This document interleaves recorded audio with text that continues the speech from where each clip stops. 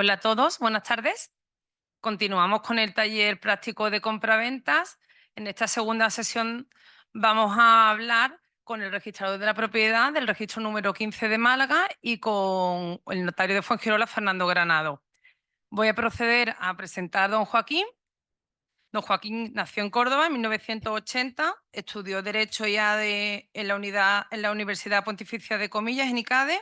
Posteriormente trabajó 2 años en Deloitte, hasta que en 2016 empezó a prepararse las oposiciones al cuerpo de registradores. Desde el 1 de octubre de 2010 hasta el 1 de abril de 2019 estuvo como registrador en el registro de propiedad de Cabra, en Córdoba. Posteriormente, en abril de 2019 hasta la actualidad, es el registrador titular del Registro de Propiedad de Málaga número 15. Desde junio de 2023, que fue nombrado delegado provincial de los registradores de Málaga, y desde octubre también del 2023 es profesor colaborador de la Universidad de Málaga en la asignatura de Derechos Reales y Optativa de Derecho Registral. Como hicimos el otro día, el ponente va a impartir la sesión y al final de todo hace las preguntas, excepto los que estáis en sala, que como sabéis hay un micrófono aquí, que podéis acercaros y formular las preguntas cuando queráis. Los online los haré al final, ¿vale? Para que no se acumulen. Gracias, cuando usted quiera. Pues nada, muchas gracias por invitarme a este taller de compraventas. Uy, espérate, que le da el cable. Que la verdad que, bueno, cuando me lo dijeron me hizo mucha ilusión, sobre todo también por compartir también la mesa con Fernando, que como, bueno, yo empecé siendo registrador en Cabra y Fernando Granado empezó allí en Moriles, y la verdad que aquí, bueno, pues también en Málaga pues también tenemos cierta relación. La verdad que nada, vaya, tenéis mucha suerte que venga aquí Fernando luego, porque ya lo vais a ver, ¿no? Y nada, bueno, pues entonces, como me dijeron que un poco el taller iba a ir sobre la compraventa, y quería yo, bueno, pues comentaros un poco también lo que es el procedimiento registral, ¿no? Lo que pasa con un documento desde el momento en que entra en el registro, se presenta, hasta que, bueno, pues sale, que aunque puede parecer que es como una cosa física, material, es un procedimiento reglado y tiene que seguir sus fases. Y bueno, pues para que un poco veáis lo que desde dentro del registro, bueno, pues lo que ocurre con ese documento. Y bueno, pues lo particularé un poco con el tema de las compraventas, ¿no? Y que, bueno, pues qué circunstancias pueden afectar más a un contrato de compraventa cada vez que se presenta en el registro, ¿no? Vamos a ver si lo puedo. Simplemente se ve aquí ahora. Vale, pues entonces tenía también, bueno, cierto interés bueno, pues hablar del procedimiento de registrar, porque desde el 9 de mayo de este año, que entró en vigor la ley 11/2023, lo estoy viendo, ¿no? Sí. De 8 de mayo, se ha modificado totalmente la forma, es decir, el procedimiento de registrar, ¿no? La forma en que, entre comillas, circula un documento desde que entra en el registro hasta que se resuelve positiva o negativamente.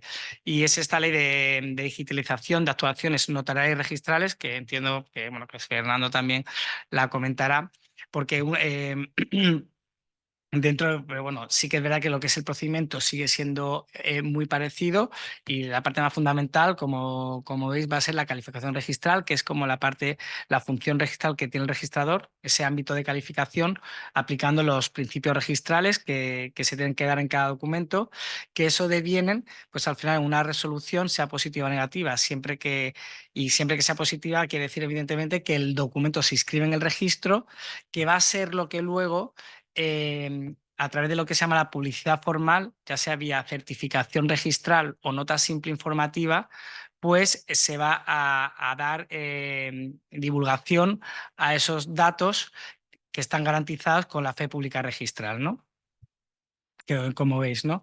Y bueno, y en última, pues cada contrato puede tener su particularidad, sobre todo tratándose de propiedad inmobiliaria. Si bien es, bueno, pues tampoco entrando en tanta causística, luego si queréis, bueno, pues podéis plantear las dudas que queráis, pero sí que es verdad que puede tener cierto interés el tema de las condiciones resolutorias, ¿no? Una vez que se aplaza el pago, y esa garantía, que puede tener garantía real, y cómo afecta esa garantía en el registro, ¿no? Y sobre todo a si luego hay terceros, bueno, pues derechos, terceros que hayan inscrito su derecho posterior, o incluso cargas posteriores, ¿no? Bueno, pues nada, pues en primer lugar y para como punto de partida, el procedimiento registral pues es un conjunto de actos que se realizan desde que una persona solicita el registro, ¿no? La registración de un título, hasta que el registrador, bueno, pues resuelve esa petición, ¿no? Ya sea, evidentemente, practicando la inscripción en caso de una calificación favorable o suspendiendo o denegando el asiento correspondiente, ¿no? La diferencia entre suspensión y denegación deriva del caso de defecto de falta que tenga el documento. Si ese defecto afecta la validez del documento, como ese documento pues, adolecería de nulidad radical, pues ese documento queda denegado, ¿no? Porque no se puede modificar, no se puede subsanar, ¿no? En cambio, en caso que esa falta, ese defecto sea subsanable mediante una diligencia de subsanación vía notarial o una diligencia por un documento judicial, pues se podría pues, arreglar ese documento y entonces pues eso queda suspendido, lo que veremos el asiento de presentación para que pueda ser pues eso, pues subsanar ese defecto y acabando pues con una calificación favorable y practicándose la inscripción en el registro. Pues para que tenga lugar ese procedimiento, para iniciar ese procedimiento registral, es necesario pues, dos títulos, un título material y formal. El material sería ese negocio jurídico real que recoge el artículo de la hipotecaria, es decir, cualquier constitución, modificación, declaración o extinción de cualquier derecho real que recaiga sobre la propiedad inmobiliaria, ¿no? Yo soy registrador de la propiedad. Como sabéis, bueno, los registradores, bueno, pues opositamos a registro de la propiedad, mercantil y bienes muebles. Yo me voy a circunscribir al tema de propiedad inmobiliaria. ¿Vale? Entonces, pues todo tipo de negocio jurídico que tiene ese carácter inmobiliario, eh, siempre se tiene que adecuar luego pues, a un soporte, ¿no? A un documento que a partir de esta ley que comenta, que ahora veremos, de 11/2023, de 8 de mayo, ese soporte ya va a ser eminentemente electrónico, ¿no? Sin perjuicio de que también se pueda presentar en papel, como veremos. Pero bueno, sí que ese negocio jurídico real se tiene que materializar en un documento para que pueda ser presentado en el registro de la propiedad, ¿no? Y en el registro de la propiedad competente, ¿no? En el distrito hipotecario correspondiente donde esa finca radique. Bueno, ya también un poco siempre se ha discutido mucho sobre la naturaleza del procedimiento registral, porque nosotros evidentemente partimos del derecho privado, pero a falta de regulación de una circunstancia expresa dentro del procedimiento registral se aplica el derecho administrativo en tema de plazos, etcétera, siempre que no esté regulado en la ley hipotecaria. Entonces, bueno, pues hubo una discusión doctrinal acerca de qué naturaleza podía tener el procedimiento registral y así pues ver qué leyes se aplicaban al respecto y no sé, en una sentencia del Tribunal Supremo de 2013 pues mantuvo que se trata de un procedimiento sui generis donde tiene gran naturaleza civil, pero también, bueno, pues se mezclan también aspectos administrativos y judiciales. Sobre todo en este último caso, porque la ley hipotecaria ha introducido un artículo, el 103 bis de la ley hipotecaria, donde permite que los registradores en cualquier tipo de contienda de naturaleza inmobiliaria se puedan subsanar o se puedan poner de acuerdo esas dos personas que tengan pues algún tipo que no estén de acuerdo, ¿no? Entonces, para evitar un juicio que vaya a tener lugar, siempre que esa contienda tenga naturaleza jurídico real e inmobiliaria, se puede instar ante el registrador pues, esa controversia que exista para que el registrador, que no haría de juez, sino haría de conciliador, ¿no? Porque se llama un acto de conciliación registral, pues podría, pues por poner de acuerdo a esas dos partes, evitando pues un juicio, ¿no? Bueno, pues como características del procedimiento registral, pues bueno, como he comentado, ¿no? Se trata de un procedimiento de derecho privado, ya que siempre, bueno, pues suelen ser pues negocios que se dan entre particulares. Es de naturaleza rogada, como también vamos a ver, porque tiene que ser solicitado, es decir, tiene que aparecer de forma expresa en el documento que se solicita la inscripción en el registro, porque todo documento que se hace en una notaría, por ejemplo, no tiene por qué tener esa vocación registral y tener que llevarse al registro para que se practique un asiento, ¿no? Al igual que, por ejemplo, pueden ser cualquier documento judicial, ¿no? Las ejecuciones hipotecarias que derivan al final en un decreto de adjudicación, es necesario que vaya acompañado de un mandamiento de cancelación de cargas, donde el juez manda al registrador pues que se cancelen las cargas posteriores. Una vez que pues, esa hipoteca ha sido ejecutada, el juez tiene que mandar y tiene que ser expresamente que diga, se le manda al registrador que se cancelen. Es más, deben de decir qué tipos de hipotecas o cargas posteriores se tienen que ser canceladas para que, bueno, pues para que de esa forma pues, se pueda iniciar ese procedimiento registral, ¿no? Es un procedimiento reglado, como he dicho antes, en el que no se pueden alterar las fases del procedimiento, que si bien sí existe margen a la autonomía de la voluntad, pero ni el interesado, ni el presentante, ni el registrador puede alterar las fases de este procedimiento, pues, porque al final entonces, bueno, pues no tendría sentido, ¿no? Y por último, tras la ley 11/2023, espero no ser muy pesado con esta ley, pero la verdad que no ha cambiado mucho la forma de trabajar en el registro. El procedimiento registral se ha convertido en un registro totalmente electrónico.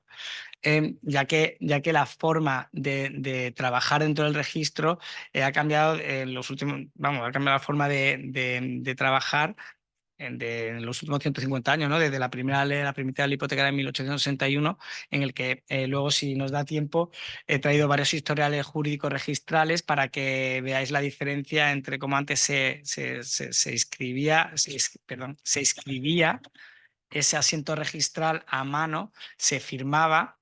Y ahora no es que ya no solo se firma digitalmente, sino que ya no existen esos tomos antiguos. De hecho, algunos tienen papel ya es como papel de pergamino, que han pasado a ser pues folios electrónicos, es decir, que se pueden imprimir, pero ya no tienen doble hoja y ya, bueno, pues es una forma totalmente. Bueno, Fernando, pero pasa, pues no lo siento, hombre.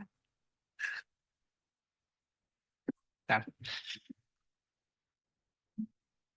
Bueno, pues nada, dentro de este del procedimiento registral tenemos que distinguir básicamente cuatro fases: la presentación del título con como hemos dicho, la solicitud de esa inscripción en el registro desde el título presentado.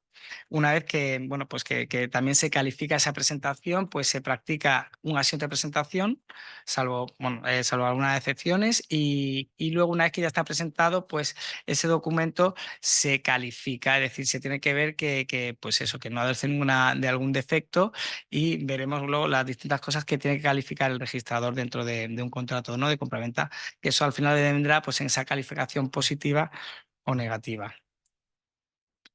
El nuevo artículo 145 de la hipotecaria, que recoge la forma de presentar un documento, pues dice eso, que se iniciará mediante esa presentación presencial o telemática o informática con la correspondiente solicitud, en la que figurará la dirección postal o electrónica a efectos de notificaciones y que acompañará el documento que trata de presentar.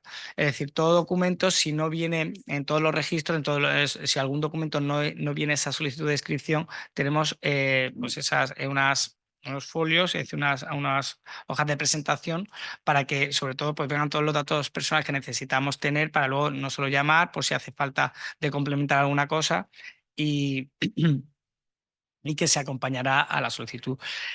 Si bien una cosa muy importante, creo que tenéis una sesión sobre impacto fiscal, ¿no?, del tema de compraventas.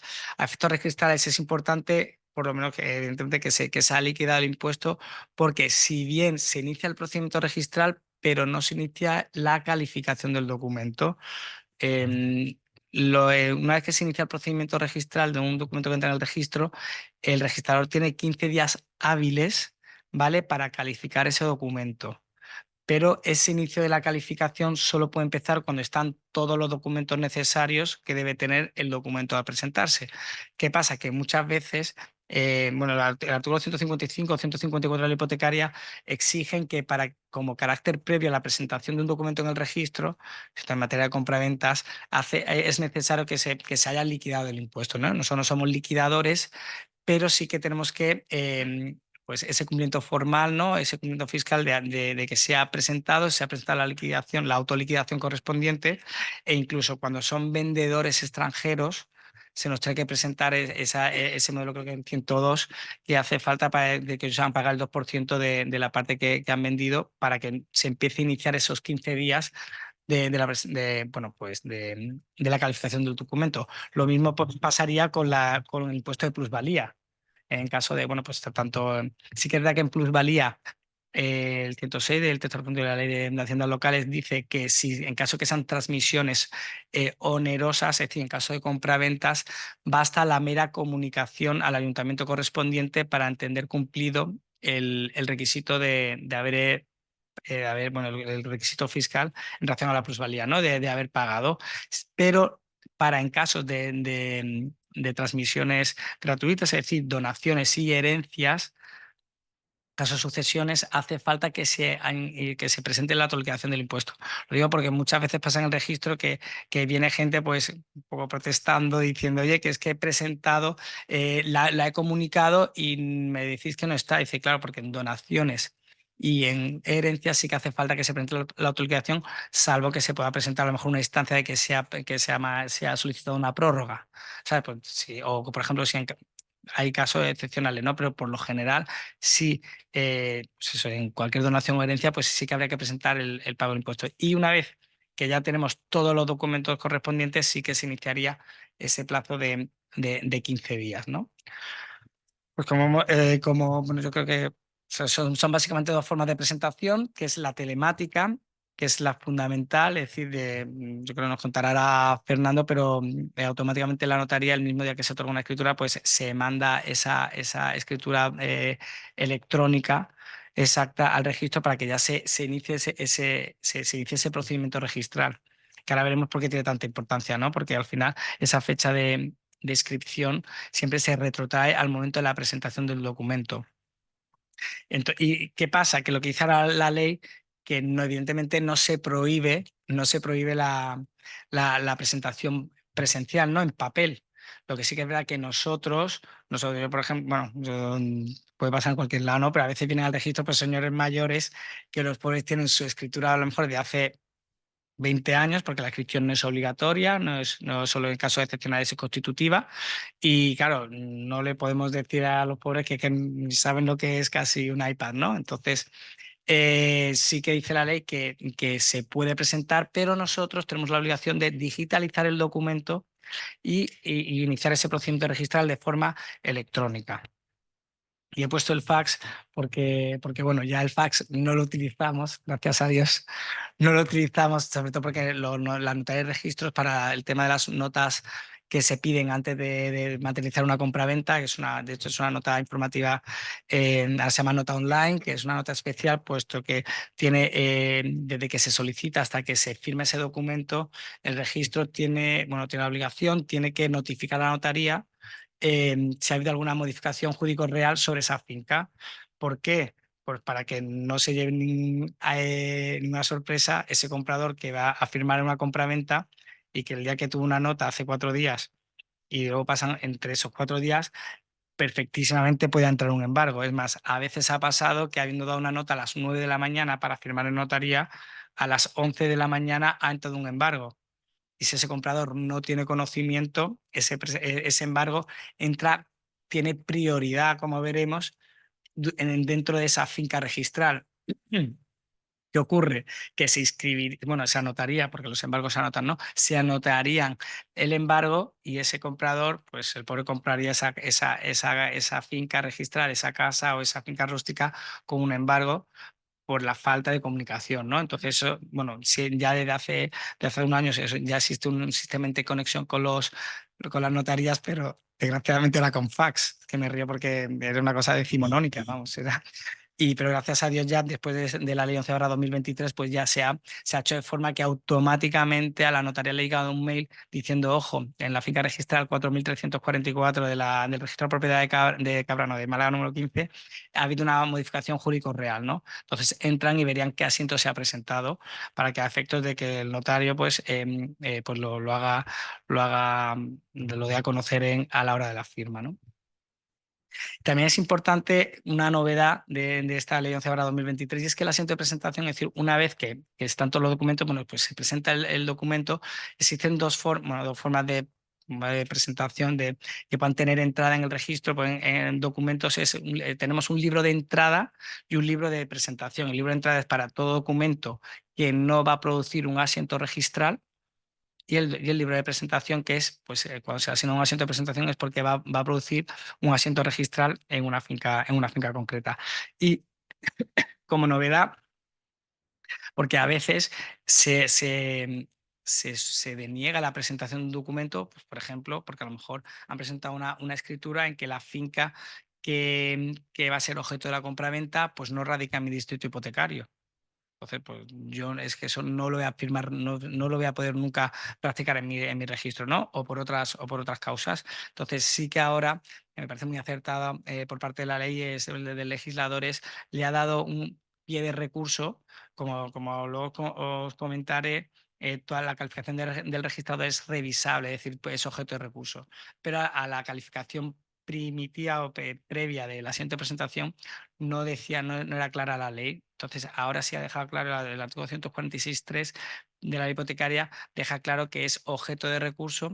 El presentante tendría 3 días para poder recurrir esa denegación, esa suspensión del asiento de presentación, pues si no está de acuerdo con la causa. Es decir, cuando se deniega tanto la inscripción como la presentación, el registrador tiene que ser pues tiene que dictar una resolución motivada, es decir, tiene que estar argumentada y pues, pues, yo qué sé, la gestora correspondiente, el abogado correspondiente entiende que no debería ser así, pues puede recurrir esa presentación, ¿no? Pues una vez que ya, bueno, pues ha tenido entrada el documento y si se ha presentado, pues pasamos a la fase fundamental de este procedimiento registral, que será la calificación, ¿no? Que al final es un control de legalidad que tiene el registrador sobre todo documento que da las garantías, esa protección erga omnes frente a cualquier persona que intenta pues desproteger o invalidar un derecho que tiene una persona que no ha inscrito su derecho. Pues esa garantía que da el registro, pues hace falta que tenga un control de legalidad, ¿no? Que se cumpla una serie de parámetros, que cumpla una serie de principios para que se le pueda dotar pues, con esa protección frente a cualquier persona que quiera pues invalidar o afectar ese dominio o ese derecho real, ¿no? Esa nueva propiedad o su fruto o cualquier tipo de derecho real que haya accedido al registro, ¿no?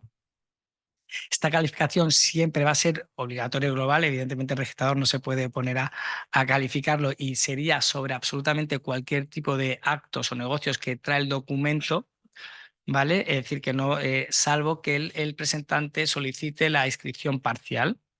En la inscripción parcial de eso, pues, por ejemplo, que pues suele ser relativamente frecuente que se otorgue una escritura de herencia, de aceptación y adjudicación de herencia sobre pues, una familia que a lo mejor que tenga 12 fincas y diga, pues mira, yo es que ahora vamos a vender dos o yo quiero solo que se inscriban dos fincas, pues eso se puede hacer perfectamente y evidentemente nadie se puede oponer a ello, ¿no? Luego esa calificación del registrador es unipersonal, como es independiente e imparcial, ¿vale? Siempre, aunque yo sé que muchos abogados, ahora que no me escucha Fernando, algún notario seguramente también, se pueden quejar de que a los registradores a veces no nos ponemos de acuerdo, pero si intentamos buscar siempre, bueno, pues esa uniformidad. Por ejemplo, aquí en Málaga, claro, todos los registros de la propiedad son unipersonales, pero el registro mercantil, hay 3 registradores mercantiles, ¿no? Entonces ellos intentan buscar, y es lo que exige teóricamente el artículo 18 de la hipotecaria, es bueno, pues que exista una uniformidad de criterios, pues para no, bueno, pues para facilitar la inscripción registral al presentante, ¿no? Es independiente e imparcial. Por eso también buscamos esa uniformidad de criterios. Y como he dicho, bueno, pues tiene que ser motivada y irrevisable. Es decir, cualquier calificación, cualquier resultado de la calificación, y esa resolución que emite, que emite el registrador, siendo positiva, bueno, si es positiva, pues evidentemente no entiendo que el representante quiera revisarla, pero siempre que sea negativa, esos defectos susanables o insubsanables que aparezcan en la calificación, pues pueden ser objeto de recurso. No solo directamente, no solo ante la Dirección General de Seguridad Jurídica y Fe Pública, que es bueno, pues nuestro órgano rector, tanto de notarios como de registradores, sino también se puede recurrir directamente a, pues al juzgado correspondiente, ¿no? Hay una segunda vía que yo creo que es menos conocida, yo creo que también yo creo que tiene bastante interés, sobre todo yo creo que a efectos prácticos es muy buena, y es el artículo 19 bis, recoge lo que se llama el cuadro de sustituciones, es decir, cuando una persona no está de acuerdo con la calificación del registrador, dice, oye, pues solicito una calificación sustitutoria. ¿Qué quiere decir? Es decir, que el colegio de registradores, ese mismo documento con la calificación negativa del registrador, se la envía a un registrador que le toca pues, un cuadro de sustituciones que hay, para que ese registrador califique según su criterio si se debe escribir o no se debe escribir ese documento. Y en caso que vea pues eso, pues que ese documento se puede escribir, pues mandaría al registrador que se llama sustituido, a que escriba, y no se puede negar a escribir. No se puede negar a escribir. Es más, el registrador sustituto, que será como el segundo registrador, ¿no? Al que le envía la calificación, eh, pues le practicaría el asiento, es decir, le redactaría el asiento de inscripción para que él, bueno, pues lo practique. ¿Y por qué comento esto? Porque también la calificación del registrador, yo creo, no sé si también es objeto de revisión, y también bueno, nosotros respondemos por decir los perjuicios de las cosas que se han inscrito, los asientos que se han practicados, somos responsables personales. A diferencia, por ejemplo, de un juez que se hizo una sentencia y por lo que sea, bueno, pues al final eh, mm, da lugar a daños y perjuicios a una persona que se le ha puesto, a lo mejor le han mandado a la cárcel y no tendría que ir, esa indemnización la paga el Estado. Nosotros somos responsables personales, tanto notarios como registradores, ¿no?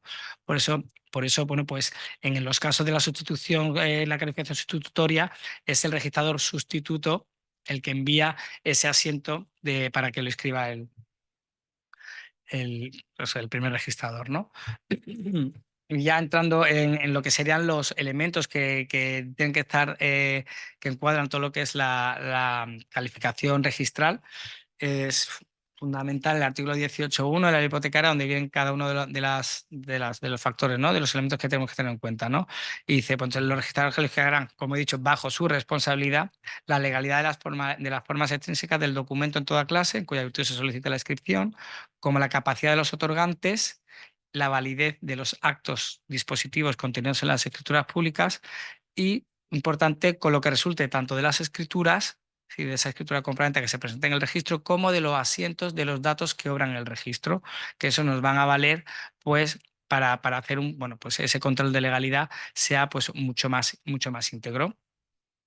Viendo cada una de las formas, desgranando un poco este artículo 18.1, en primer lugar, en relación a las formas extrínsecas del documento de toda clase, bueno, pues, pues al final son meras formalidades, como la propia palabra dice, ¿no? Son pues frases sacramentales o algunas circunstancias que no se han tenido en cuenta tanto en un documento de compraventa o como puede ser un documento judicial, que pues eso, pues que no acaban pues eso, de darle esa validez al documento. Por ejemplo, pues, aunque sea una obviedad, en una propiedad horizontal, cuando son muchos elementos, a veces, bueno, pues todos los elementos de la división horizontal tienen que sumar 100, ¿no? Pues a veces pasa que no es así, ¿no? O esas participaciones que a veces no llegan a cuadrar del todo en el documento.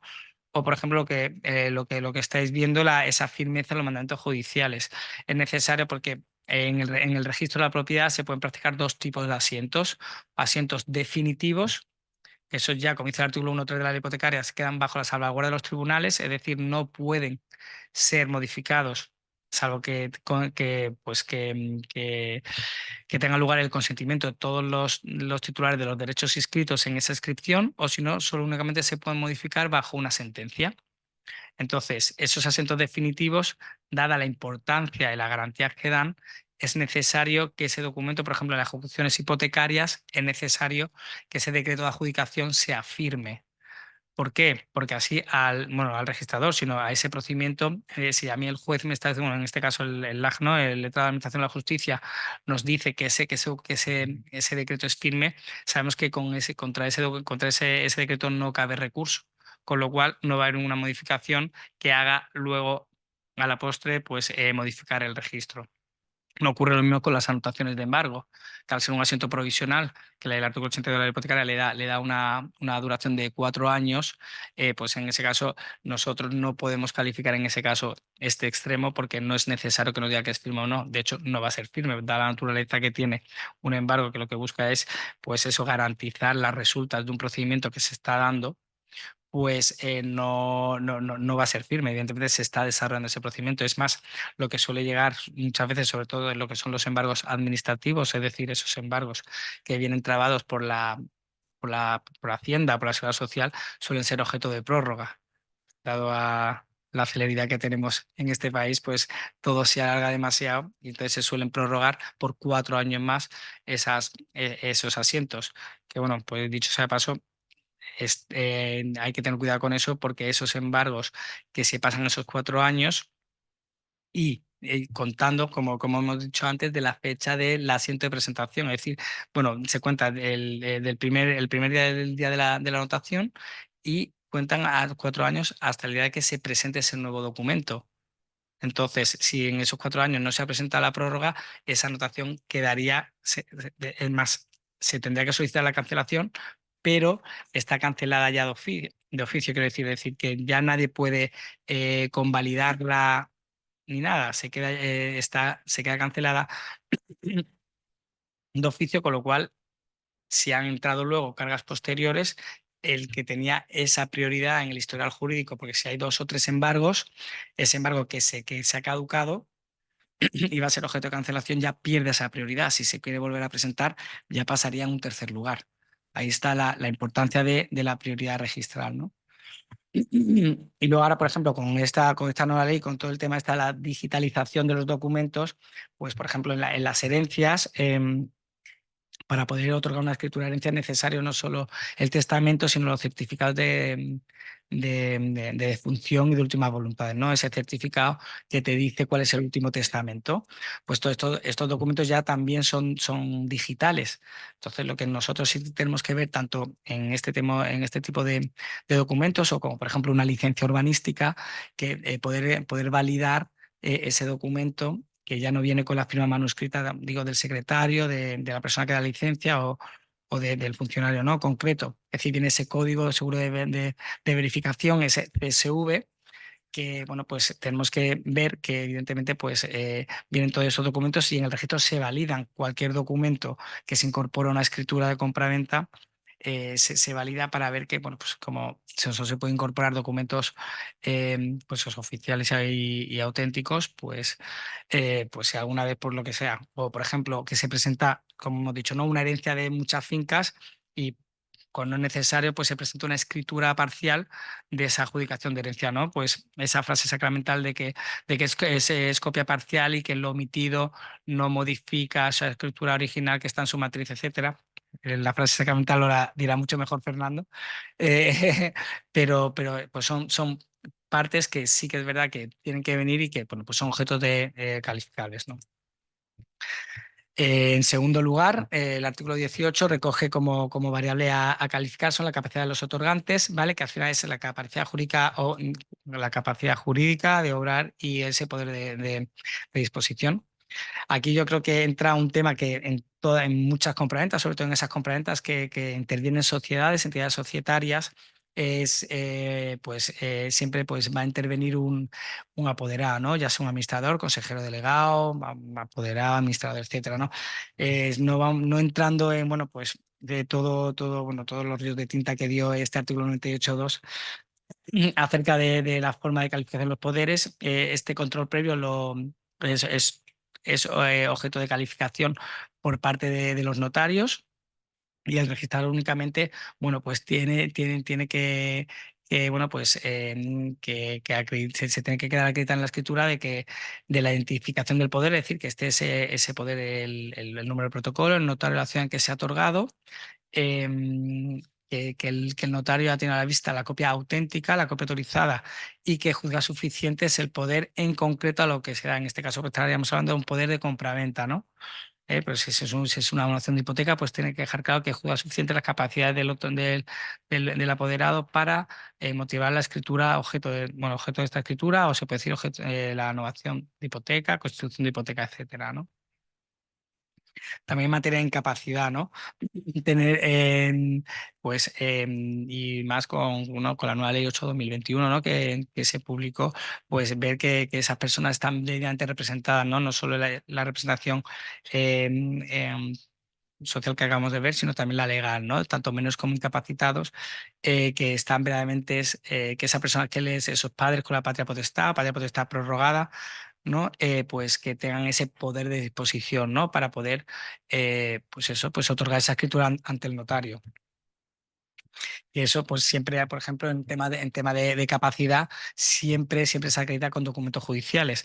He querido introducir una resolución de la Dirección General de Seguridad Jurídica y Fe Pública de 1 de junio del 2021, en la que, pues, bueno, pues siempre antes siempre se solían incluir esos documentos en el que, por ejemplo, una persona pues eso, que tiene la capacidad modificada, pues la sentencia de incapacitación, quién es el tutor, aceptación del cargo y, pues, si luego es necesario, pues ese complemento de capacidad o esa ratificación o, o autorización judicial, pues que se incluiría en la escritura, ¿no? Pues a raíz de esta resolución de la Dirección General, pues no es necesario aportar todos esos documentos, siempre que, al igual que lo pasa con los poderes orgánicos, los poderes de las entidades, siempre que el notario pues haga constar que en virtud de sentencia tal pues, que se ha inscrito a mar en el libro, en el registro civil, pues no es necesario que se incorporen esos documentos y queda pues visto ese control de legalidad en relación a la capacidad jurídica y de obrar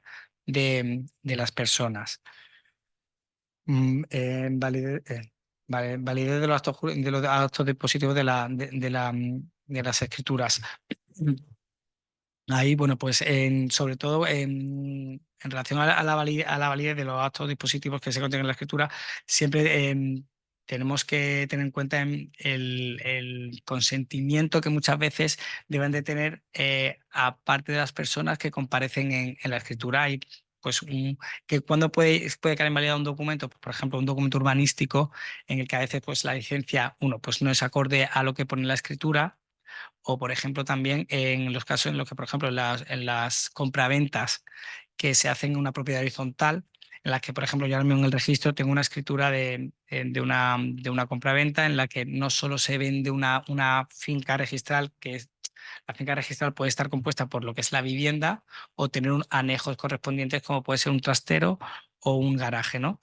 Pues en esta escritura compraventa, pues como al final pues cada uno intenta hacer, ¿sabes? Pues lo que quiere hacer con su vivienda, pues ha desvinculado el trastero y el garaje, eh, porque lo quiere vender individual y se va a quedar con uno, tal, ¿no? Entonces, para eso, según los estatutos que se inscribieron en el registro, una vez que se constituye esa propiedad horizontal, creo que era la cláusula segunda, la cláusula estatutaria segunda decía que para este tipo de actos dispositivos es necesario el consentimiento de la Junta General. Es decir, hace falta reunir en junta que sea exactamente debidamente convocada, que cumpla su quórum correspondiente y que se acuerde por unanimidad. Bueno, es lo que se llama unanimidad, pero en la gente que no comparece a la junta se le notificaría, y si en 30 días no se opone, pues se daría como si hubiese comparecido y hubiera tenido el voto a favor. Pero ese documento no se incorpora en el registro y tampoco se hace mención a ello. Entonces, pues en ese caso, vamos, en cierto modo nos queda invalidado el documento hasta que ese defecto subsanable, pues por eso, pues incorpora a la escritura ese documento pues esa autorización que necesita por parte de la Junta de Propietarios para poder pues, para perfeccionar ese contrato de compraventa, ¿no? Y estas tres cosas que hemos visto para que son objetos de calificación siempre se hacen uno con las escrituras que se presentan en el registro, con la escritura de compraventa y luego con lo que resulta del registro, que aquí es donde, bueno, pues entran un poco en juego esos principios registrales, ¿no? Por un lado, el principio de prioridad, ¿no? Bueno, pues como veis, ¿no? Esa máxima romana prior tempore potere iure, es decir, el primero en el tiempo, mejor en el derecho. Eso es una de las máximas que más se aplican en el registro de la propiedad porque depende de si presentas tu escritura, siempre que se presenta un documento en el registro, lo que se dice es que ese historial jurídico como que se cierra. ¿En qué sentido? En que ya no va a poder afectar nada a esa finca hasta que iniciado el procedimiento registral de este documento haya finalizado, ya sea positivo o negativo. Cuando cuando es negativo, bueno, ahora veremos, pues se sabe Susana, etcétera, ¿no?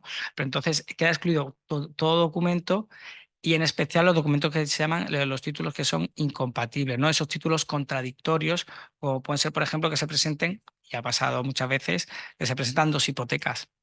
Entonces, evidentemente, el banco que presentó la hipoteca en primer lugar tiene preferencia, tiene esa prioridad y tiene ese mejor derecho. ¿Por qué es mejor derecho? Porque en caso de impago, en caso de impago de la primera hipoteca, si esa hipoteca se ejecuta, ya ha inscrita una segunda, lo que dice la ley que toda carga posterior, una vez ejecutada la hipoteca, se cancela, se elimina, sin perjuicio del derecho de responsabilidad personal, que ya eso sería fuera del registro, que pueda exigirle al deudor y repetir contra él el segundo banco, pero a efectos registrales esa hipoteca se elimina del registro, es decir, ese derecho de garantía que te otorga el registro a la hora de escribir un derecho real de hipoteca, ese derecho a poder ejercitar esa acción, esa ejecución hipotecaria y poder subastar la finca y con el dinero que tenga lugar a través de la subasta de la adjudicación se pueda pagar el dinero que le deben, el débito que tenga con el banco, ese derecho se pierde en las hipotecas o incluso embargos posteriores que tengan. Entonces, por eso es tan importante ese principio de prioridad, ¿no? Y luego otro principio fundamental es el principio de trato sucesivo, ¿no? Es decir, lo primero, como hemos visto, no solo la notaría pide esa nota simple al registro para ver quién es el titular registral, porque si, pues no, en Nemo dat quo non haber, que quiere decir que nadie puede dar lo que no tiene. Es decir, que si yo, lo primero que se mira en el registro es si el que está vendiendo es el titular registral. Al igual que pasa con las anotaciones de embargo, si es un procedimiento que se sigue, es una finca registral concreta y luego vemos en el registro que el deudor, el contra quien sigue ese procedimiento, no es el titular registral, eso se suspende. Porque dice, mira, yo no voy a escribir, porque es que sería perjudicar a esa persona, como hemos visto, ¿no? Que ha escrito su derecho, que confía en esas garantías que te da el registro, no puedes anotar un embargo sobre una finca que no va contra ese titular registral, ¿no? Pues eso es lo que intenta proteger el artículo 20 de la hipotecaria, que recoge este principio de trato sucesivo, ¿no? Y no solo, bueno, en las compraventas también se ve en el tema de herencias, ¿no? Que cuando también son muchísimas participaciones hay que tener cuidado con la persona que fallece porque bueno, pues para saber hacer bien ese tracto en la finca, esas participaciones a la hora de escribir esa sucesión hereditaria, ¿no? Y bueno, pues por tercer principio, ¿no? Por no tocar tampoco todos, el principio de especialidad, que bueno, el principio de propiedad es fundamental también en el registro de la propiedad, porque no solo se puede, em, como hemos visto, ¿no? Tú puedes vender, entre comillas, lo que tú quieras, ¿no? Siempre que esté bien delimitado en el registro. Sí que es verdad que, evidentemente, por ejemplo, una finca rústica, si quieres vender una porción de tierra dentro de esa finca registral, es necesaria una licencia de segregación. En Málaga hace falta, pues habrá que ver la legislación autonómica, ¿no? Pero sí que hay que delimitar perfectamente la finca que se va a escribir. Sí que es verdad que desde el primer momento en que se inmatricula una finca, es decir, desde el primer momento que tiene acceso por primera vez una finca en el registro queda bien identificada. De hecho, después del 2015 se ha modificado todo lo que se llaman los procedimientos de coordinación registral, no solo para que vayan coordinados con el catastro, sino pues para exactamente pues para que quede bien delimitada la finca, ya no solo, como veis, con coordenadas georreferenciadas, ¿no? Ya no solo. Antiguamente sí se ponía pues norte, pues linda con el norte, sur, este, oeste, sino que ahora desde el primer momento, desde que se inmatricula una finca, queda bien delimitada y es decir, bueno, cada vez que se hace una inscripción con un dibujo, unas coordenadas distintas a las que hay en el catastro, nosotros le enviamos ese conjunto de coordenadas georreferenciadas que se llama para que el catastro tenga conocimiento de esa modificación catastral que se tiene que producir. ¿Y por qué también lo he incluido aquí? Porque en tema de compraventas suele ocurrir también con bastante frecuencia que se utiliza esa compraventa, hay gente que lo hace con carácter previo, pero se puede utilizar el mismo título de compraventa, es modificar la descripción registral de la finca. Tema de metros, por ejemplo, pues una vivienda unifamiliar que está sobre una parcela de 180 metros y de repente la miden y tiene 200. Entonces no hace falta hacer dos escrituras o irse a un procedimiento, se puede hacer en el mismo. Bueno, la escritura se solicita al registro que se rectifique, bueno, hay un procedimiento que se llama el procedimiento del artículo 199 de la hipotecaria, que depende de la diferencia de cabida, pues hay que hacer un procedimiento u otro, o incluso si hay bueno, pues si hay evidencias de que no está bien o justificada o pueden existir indicios suficientes de que puede haber una segregación y tal, pues también se puede hacer un expediente notarial o también un expediente registral, ¿no? Pero que en ese mismo contrato de compraventa se pueden intentar, bueno, pues matar dos pájaros de un tiro, ¿no? Dejar ya la finca perfectamente identificada, ya sea con el catastro, porque el catastro es lo que es la realidad. Yo siempre le pregunto, cada vez que vienen al registro, digo, ¿cuál es la realidad de verdad? Porque mucha gente para pasar el paso dice, pon lo que pone en el catastro. Dice, eso al final es pan para hoy y hambre para mañana. Porque al final es un problema que va a tener en el futuro, ¿no? Entonces, sí, ¿qué pasa? Que si no son las coordenadas que vienen en el catastro, sí que verdaderamente que tiene que ir un técnico a medir y realizar esas coordenadas georreferenciadas que serían las reales y las que delimitaría y se haría el procedimiento, pues, o notaría o registral correspondiente para que ya quede la finca bien identificada, bien delimitada y pues ya pues inscrito también el contrato de compraventa, ¿no? Y quedaría pues todo realizado. Bueno, pues una vez viendo básicamente estos elementos de calificación, ya pasaríamos a lo que es la resolución, ¿no? La resolución del registrador. Si en caso de que pues, sea positiva, pues el registrador practicará los asientos registrales correspondientes y expedirá una certificación electrónica, ¿vale? Expresando, pues identificando cada uno de no solo la de la descripción, sino también la titularidad y las cargas, ¿no? Entiendo que habréis visto más de una nota simple, ¿no? Y también, bueno, pues se pedirá lo que se ha llamado siempre una nota de despacho, pues ahora pues así mismo se expedirá esa certificación electrónica en extracto, bueno, y con la información estructurada. En caso que, bueno, pues que tenga algún defecto esa escritura de compraventa, pues será necesario em, que el registrador motive el por qué existen, bueno, pues con la identidad de los otorgantes, como hemos visto, ¿no? Identificación de la finca, problemas de trato sucesivo, de prioridad, etcétera, pues se tendrá que subsanar esas causas que suspendan o denieguen esa inscripción y y los medios, exactamente como he comentado antes, como toda calificación es recurrible, en la misma nota de calificación tiene que venir un párrafo en el que diga esta resolución puede ser recurrida ante la Dirección General de Fe Pública y bueno, Seguridad Jurídica y Fe Pública o ante el juzgado correspondiente, etcétera, ¿no? Pues para que también el interesado sepa qué garantías tiene a pesar de esa calificación negativa, ¿no? Para que, bueno, pues que en su caso, porque lo que se suele hacer es, uno, o retirar el documento y subsanarlo, o directamente subsanarlo en notaría o ante el juzgado correspondiente, o recurrirlo, ¿no? O si él dice, pues mira, yo no estoy de acuerdo, pues o solicitar la calificación sustitutoria o puede ser objeto de recurso, ¿no?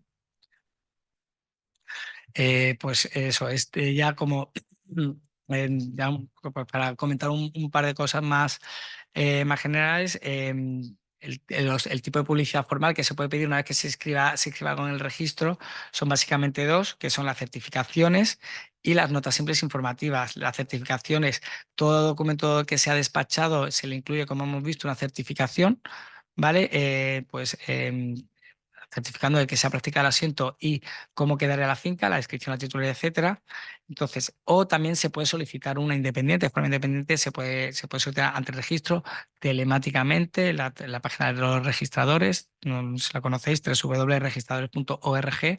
No solo se puede presentar telemáticamente los documentos, los documentos que nos hacen en notaría, pues instancias privadas, por ejemplo, la extinción de usufructo es un documento que se puede, que no es necesaria escritura pública, o la instancia de heredero único, ¿no?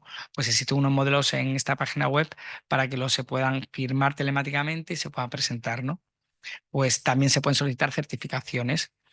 Pues si le ponen una certificación literal de un asiento concreto, siempre que sale un interés legítimo, y o sobre, por ejemplo, con el tema de los apartamentos turísticos, pues siempre que se inicia un expediente para que tener la condición de apartamento turístico, las administraciones públicas están pidiendo que se aseguren que no están inscrita esa cláusula de prohibición o limitación en esa propiedad horizontal de los apartamentos turísticos, ¿no? Pues eso, o sea, también se puede pedir se puede pedir a través, bueno, pues telemáticamente o físicamente.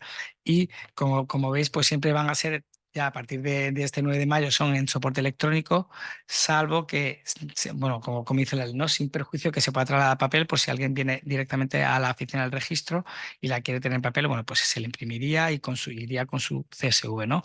Con su código su código de seguro de verificación. Gracias. De verificación, para poderla verla también incluso en la página web, ¿no? Y ya si queréis, por último, pues me comentaron que si queréis, bueno, que hablar un poco de lo que es las condiciones resolutorias explícitas, ¿vale? Que en caso de aplazamiento de pago, pues son una de las condiciones que la verdad que se suelen ver con bastante frecuencia en estas escrituras de compraventa. Y mm, que se aplace el pago no quiere decir que se constituya condición resolutoria. De hecho, el artículo 11 de la hipotecaria, como veis, dice que no surtirá efecto en perjuicio de tercero, es decir, no tendrá garantía real, a menos de que se garantice a aquel con una hipoteca o se le dé a la falta de pago el carácter de condición resolutoria explícita. Parece una tontería lo de explícita, pero sí que es verdad que tiene que quedar bastante claro que se le dota a ese aplazamiento de pago, porque de hecho muchas veces no se le da, sino además son particulares, gente, pues el comprador confía en el vendedor confía en el comprador, y no se le da, ¿no? Pero bueno, aquí entonces, pues para que se pueda inscribir en el registro, tiene que ser, como hemos dicho, una cosa que quede bastante clara, en relación a los tiempos y formas de pago y las casas de resolución, porque en cada uno, aquí sí que, de hecho, si podéis ver, no se ve, pero he puesto una resolución, no sé si se ve, no, voy a ponerla aquí. Hay una resolución del 15 si no me equivoco, es 15 de febrero del 2024, en el que del BOE del 14 de marzo de este año, contra el registro de Granada número 2, en el que se le ha dotado sí que es verdad que es una compraventa entre entidades, ¿vale? En la que no hay un consumidor, pero sí que se le ha dotado de gran autonomía de voluntad a la condición resolutoria explícita. De hecho, se le da demasiada libertad a ese vendedor, porque si tenéis ocasión de leerla, no solo se puede quedar con el precio que ya se ha pagado, sino que le establece como una serie de cláusula penal desorbitada, ¿no? Yo particularmente no estoy de acuerdo un poco con esta resolución, pero sí que lo que quería comentar es que sí que se le da cierto ámbito a esa autonomía de la voluntad, pues para que tenga esa eficacia erga omnes, ¿no? ¿Qué quiere decir que tenga eficacia frente a terceros? Pues que si esa compraventa queda inscrita en el registro con esa condición resolutoria, si luego se inscribe, imaginaros que se escribe otra escritura de compraventa o incluso otra hipoteca, ¿no? Todos esos titulares terceros posteriores, en caso que se resuelva la compraventa, todo se anularía. Pasa igual que con la ejecución hipotecaria. En el registro todo se cancelaría y todo se anularía. ¿Y por qué? Porque por las garantías que da los pronunciamientos del registro de decir, oye, cuando compraste en la nota simple bueno, que tú pediste o que notaría cuando firmaste la viste, ponía, porque aparece en el apartado de cargas, condición resolutora para procedimiento del pago de 100.000 euros a pagar en 3 años, siendo de vencimiento tal, y se podrá cancelar la condición resolutoria de la forma siguiente, bla, bla, bla, ¿no? Entonces, cuando se materializa esa compraventa sabiendo que existe, la ley en cierto modo ya te ha protegido, ¿no? Como, ¿no? Como dice el refrán, ¿no? El que avisa no es traidor. Entonces, automáticamente sí que, por ejemplo, esta resolución dice que habría que notificar, no es necesario tener el consentimiento de los titulares de derechos posteriores, o sea, haría falta solo notificarlos, pero es una mera notificación, no hace falta ni el consentimiento, ni que estén de acuerdo o que se allanen o no se allanen, ¿no? De hecho, esta resolución que acabo de decir, porque siempre hace falta, porque cuando viene un consumidor, hace falta que el deudor se allane, es decir, ese comprador que no ha pagado se allane. En caso que se oponga, no se puede materializar esa resolución. En cambio, esa resolución de la compraventa. Y ahora, de la resolución de la Dirección General, esta que he dicho del BOE de 14 de marzo, dice que da igual que no se allane, ¿no? Pero le da tanto ámbito a la autonomía de la voluntad porque estamos hablando de una compraventa entre entidades, ¿no? Pues básicamente es más o menos por lo que os podía comentar. No sé si habrá alguna dudilla o... Vale. ¿Aquí en la sala hay alguna duda? ¿Alguien quiere hacer alguna pregunta? El micro, por favor. Tienes que encenderlo, Cristina. Sí.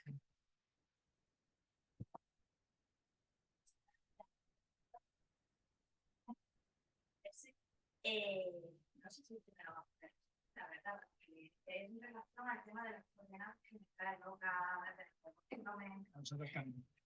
A nosotros también.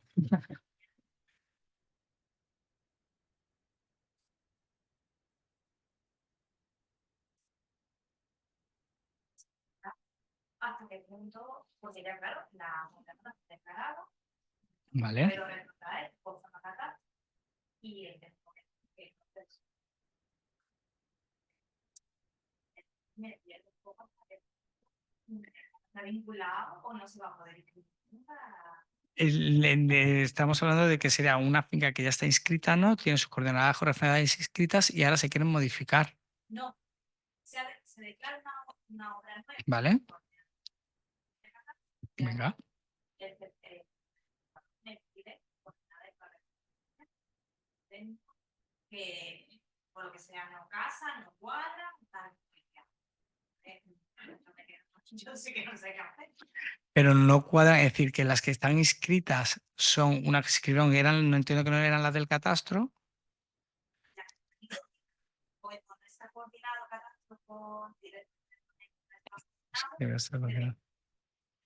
no importa lo que su casa le hace el técnico no puede hacer la medición correcta. Y tengo varias paradas por ese motivo, porque el técnico le encuentra los ilustrados. Claro, aquí no sé. Pero habría que ver un poco el caso. Yo entiendo que si tienes inscritas las coordenadas, ahora declaras una obra nueva, te estarán pidiendo las coordenadas de la parcela que ya están inscritas, ¿no? Y entonces, ¿qué pasa? Que se modifica esa parcela y pues llevas una... Pero y no se pueden hacer unas coordenadas alternativas.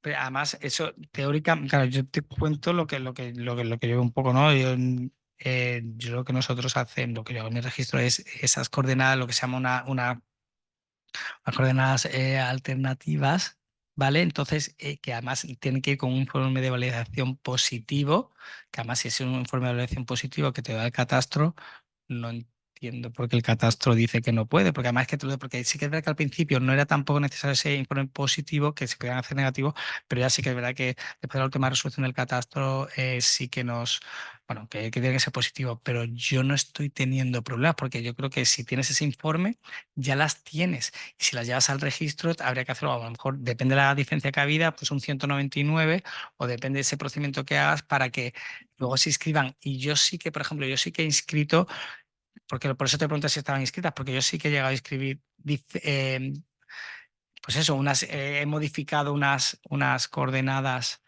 que están inscritas y yo sí la he podido rectificar y en principio sí te deja que no digo que sea complicado.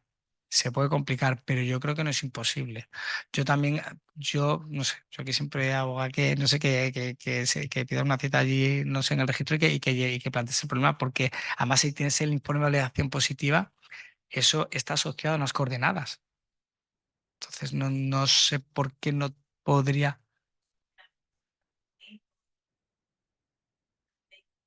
El recurso con el que tenga que de lo más complicado porque si no entra en la fecha, no lo sé. Así que, Sí, sí, sí. Claro.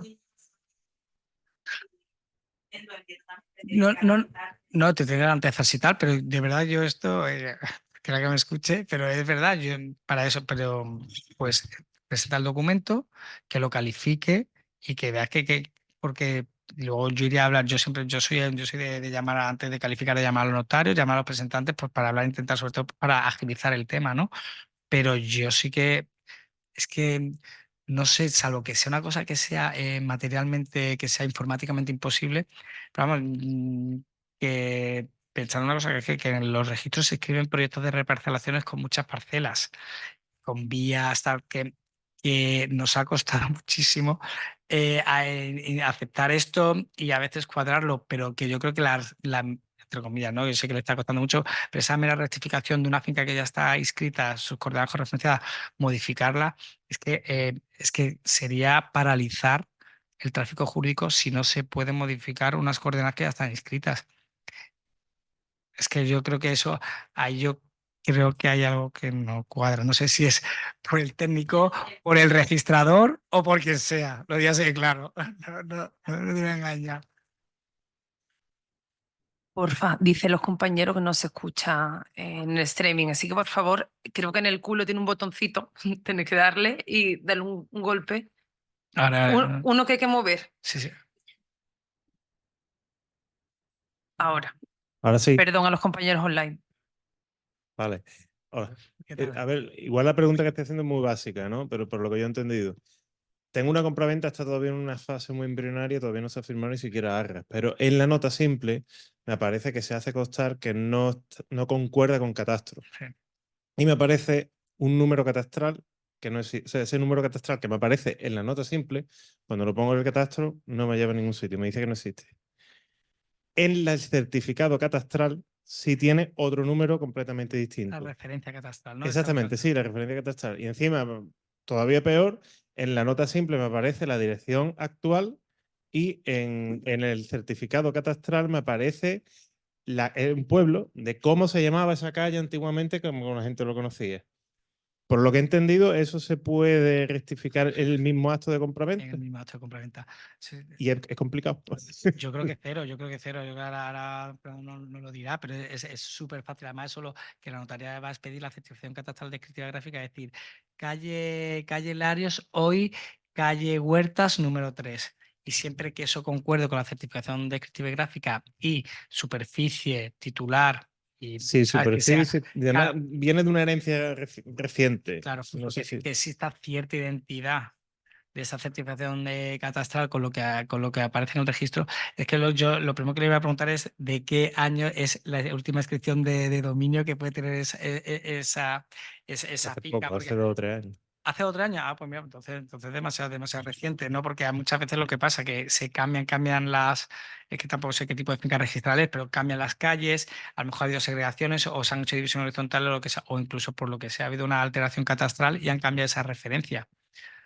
Incluso a veces antiguamente también se podían hacer constar las referencias catastrales y es decir, se hacían lo que era como a lo mejor la parcela catastral y no la referencia catastral, que la referencia catastral Sí. tiene que traer dos letras, etcétera, ¿no? No, esta es no. Era referencia total, pero yo creo que ahí no, vamos, no hay ningún problema. Siempre que exista cierta identidad con esa referencia catastral, con una cosa es la referencia catastral de la calle y otra cosa estamos hablando de la cavidad, ¿eh? Yo creo. Sí, superficie coincide, todo coincide, lo único que en una Yo, dice calle yo, tal yo y no en la te otra. pondría ningún problema. Y yo Claro. creo que en temas de denominación de calles y tal, es que además es que Aunque no coincidan las referencias no, pero catastrales. caso además si manifiestan que ahora la calle es tal, no hay problema. Vale, No debe haber muchas gracias. problema. Yo una pregunta simplemente por curiosidad. En una de las diapositivas Es que no se puede echar para ha atrás. hablado, hacía referencia a calificación positiva y calificación negativa. Exacto. Entonces, simplemente quiero saber la diferencia entre una y otra, porque me he quedado pillado ahí. Claro, la calificación positiva es cuando se practica el asiento. Es decir, de hecho, no se dice califica positivamente el registrador ya ahí emite lo que se llama la certificación de despacho. Y en cambio, yo, por ejemplo, yo sí que en toda la calificación negativa pues suele empezar, pues hace un documento que ha sido presentado en este registro, pero la calificación de registrador, habiendo visto los asientos del registro, se califica desfavorablemente por los siguientes hechos y fundamentos de derecho. Entonces, pues ahí sí es que hacen constar, por ejemplo, no consta la licencia urbanística de la segregación objeto de la presente escritura, no consta el DNI el NIF o el NIE en caso de una persona que está residente en España. O sea, eso serán, estoy diciendo lo que sean los defectos, ¿no? Pero claro, la calificación positiva no se dice calificación positiva, sino que se queda practicado el asiento una vez. De hecho, claro, como vemos, el artículo 19 lo dice, si la calificación es positiva, el registrador directamente practicará los asientos registrados procedentes. O sea que entonces ya la negativa, pues te enterarás porque es que claro, no se puede practicar. Porque hay que pasa, cuando es negativa es porque existe algún defecto subsanable o insubsanable que adolece el documento. Entonces ese documento tendrá que ser subsanado. O ¿saben? Pues entonces, por eso, cuando es negativa es porque no ha accedido al registro y positiva sí accede al registro. Vamos a pasar a responder las preguntas online, que hay unas cuantas. Sí, vaya. En el caso de la inscripción de una compraventa, ¿puede hacerse la solicitud y presentación de la documentación por vía electrónica sin acudir físicamente al registro? En caso afirmativo, ¿hay que hacerlo a través de algún trámite específico en la web del registro? Pues sí, la pregunta es que sí se puede presentar telemáticamente. Si es un documento notarial, será pues la notaría correspondiente, o si por lo que sea se lo lleva una gestoría, la gestoría correspondiente suelen presentarlo. También en la página web www.registradores.org se pueden presentar documentos, pero suelen ser instancias privadas. Es decir, ya cuando es un documento notarial suele presentarlo telemáticamente la notaría. De hecho, yo creo que eso ahora Fernando no lo comentará seguramente mejor. Los particulares, de acuerdo que se ha movido, a la Ley 11/2023, ¿vamos a poder presentar las escrituras directamente al registro o va a tener que seguir haciéndose a través de la notaría? Pues yo creo que en principio sí la están presentando en notarías y gestorías. Ahora, si se mete en la página web www.registradores.org, hace falta tener un certificado digital o el certificado clave, que es el certificado para poder pues eso, tratar y comunicarse con las administraciones públicas para poder presentar esas escrituras. ¿Podrías explicar cuándo y cómo se solicita el artículo 19 bis que ha comentado de calificación sustitutoria? Pues eso es muy fácil. Creo que el plazo, creo que son 7 o 15 días hábiles después de esa calificación negativa en el que el registrador dice que que no suspende la inscripción por el defecto que sea, ¿vale? De un defecto correspondiente, y lo únicamente que tiene que hacer es una instancia, de hecho no tiene que ir ni firma legítima ni nada, una instancia ante el registro que le ha calificado negativamente el documento, y ya, hombre, y presentar ese documento que ha sido calificado negativamente y la calificación negativa que le ha emitido el registrador. Ya entonces ya sí que, bueno, pues ahí también se inicia dentro de ese asiento de presentación, dentro de ese procedimiento registral que hemos estado hablando, no finaliza, sino que se abre otro, por decir, mini procedimiento, ¿no? Otro expediente en el que, bueno, pues se le envía esa documentación, primero se le nombra a ese registrador, como hemos dicho, el registrador sustituto, se le envía la documentación y tiene 15 días hábiles para eso, pues para calificar. Pues he dicho que es más práctico, entre comillas, porque si se recurre ante la dirección general o ante el juzgado correspondiente, la dirección general, bueno, los juzgados sabemos cómo van, y la dirección general tiene 3 meses, 3 meses para emitir una resolución, con lo cual yo creo que además, también, bueno, yo creo que es importante saber que una cosa no es compatible con la otra, que no agota una vía si se utiliza una, no son excluyentes. Buenas tardes, muy interesante la ponencia. Mi cuestión está en aquellos supuestos en los que se procede a firmar una escritura de compraventa condicionada a que se proceda a la cancelación de la carga hipotecaria inscrita en el registro. Ahora bien, si esa carga hipotecaria está a nombre de un fallecido y el copropietario de la vivienda no realizó ninguna novación hipotecaria, ¿cómo se haría para cancelar esa carga en el registro? Pues mira, da la casualidad que, sabes que muchas veces o sea, que nos leemos un poco con el tema del derecho real de la hipoteca. La hipoteca no es un préstamo, es decir, con carácter personal, es decir, me dan dinero y lo tengo que pagar. Lo que se inscribe en el registro es la garantía real, el derecho que se inscribe en el registro es ese derecho real que tiene el banco para ejercitar, como hemos visto antes, ejercitar esa garantía real que es la finca, la casa, el terreno, en caso de que no le paguen. Porque poner una demanda ante el juzgado, eso se puede hacer extrarregistralmente y no pasa nada, pero cuando se ejecuta la casa, es decir, se va a tomar esa casa, ese terreno, como garantía real, como garantía de esa cosa, es cuando entra en juego una vez que se ha constituido. Entiendo que se refería en la pregunta a una hipoteca. Entonces, ¿cómo se cancela? Evidentemente se puede condicionar una compraventa a la cancelación. Y claro, ya depende de las circunstancias. Se puede hacer y de hecho se pueden hacer inscripciones bajo condición suspensiva. Es decir, sería no despliega efectos este pleno dominio que se ha escrito hasta que no se cancele la hipoteca. Pero es que lo que pasa con todo bueno, lo que ha contado es que si está fallecido, que si tal, eh, el deudor a efectos de cancelación de una hipoteca no es necesario, porque ¿quién cancela la hipoteca? En las escrituras de cancelación de hipoteca, el que comparece es el banco. ¿Por qué? Porque es el titular de ese derecho real para ejecutar en caso de impago, en caso de vencimiento bueno, pues que se resuelva anticipadamente ese préstamo y poder ejecutar esa garantía real, con lo cual los vaivenes familiares que tenga el deudor, yo creo que no afectan tanto a esa cancelación porque tiene que ir el banco a otorgar una escritura de carta de cancelación de carta de pago y cancelación de hipoteca y ya está. Te piden si puedes repetir la resolución sobre la condición resolutoria explícita sobre la que no está conforme entre las dos mercantiles. Vale, pues si no me equivoco es el 15 de febrero del 2024. Lo que tengo sí clarísimo es el BOE es del 14 de marzo y es contra una resolución del registrador de Granada número 2.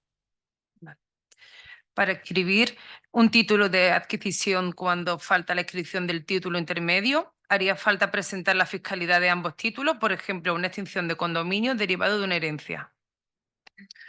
Pues aquí habrá que distinguir aquí habrá que distinguir dos supuestos, ¿vale? Uno, porque cuando me hablas de dos títulos, inscribir dos títulos, si ya está inmatriculada la finca, es decir, la finca ya está descrita en el registro y ya se ha escrito por primera vez, sí haría falta presentarla a liquidación porque son dos escrituras distintas que se presentan de forma distinta, independiente, y cada uno va a seguir un procedimiento registral distinto, aunque se versen sobre el mismo historial jurídico.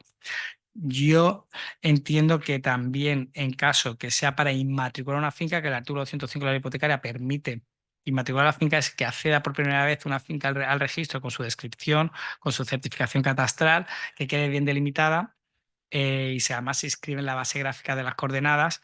Se puede hacer mediante dos títulos, siempre que entre los dos títulos traslativos medie un año de diferencia. Yo entiendo que sí hace falta que se liquiden, porque tienen que ser dos títulos válidos. De hecho, existe una resolución en la que dicen que tienen que presentarse, salvo que sean muy antiguos y se alegue la prescripción, pero vamos, de todas maneras eso tampoco cuesta nada presentarlo.